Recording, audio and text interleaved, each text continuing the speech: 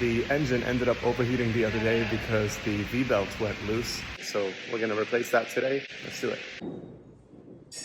This should stop the pulley attached to the alternator from turning as we turn this the other way. Alright, so we finally got this guy off. This took a long time to get out. It's really important when you take these out to remember the order that they're in. So now we are taking away these shims. Remember the order of things here. It's good to kind of line them up this way. Oh, and yeah, you look at that. That's not meant to look like that. It's got a very specific shape to it. It's flat on the bottom here and it curves on the top. The issue is this piece is not lining up with the way that this bolt is supposed to be. So I finally got this piece out. I literally had to pull it out with 2 hands. Look and how bad of shape they were. It's meant to take the shape of this, but it's a circle. It's just kind of eroded over time. But the piece is finally out. This is the difference between the old and the new. This is the new chrome one that I got in the mail. And of course, the old one. So I'm going to keep these. These are quite good. The old shims, a little worn out in the middle. I don't know if you can tell, but it's kind of raised ridges there. So I bought a bunch of new shims. Those are going to go in between. Might grease them up a little bit on the inside. This is the old belt.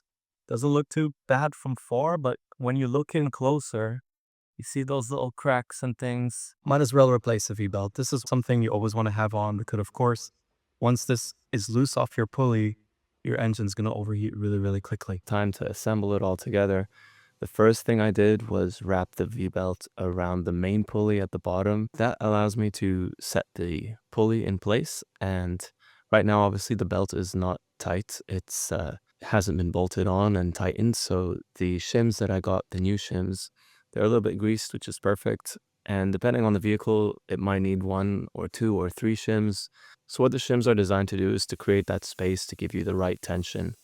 And that tension I'll be able to feel at the end. It needs about 2 or 3 centimeters in give once the shims and the washers and the final bolt is on tight. So I kept tightening it here and checking up on it every now and then to make sure the tension was still there. As you can see, it was still a bit loose, so I had needed a lot more tightening than that. And then once you're happy with the tension, it should be good to go. So that is a good kind of tension that you want on your belt. It's on there quite tight.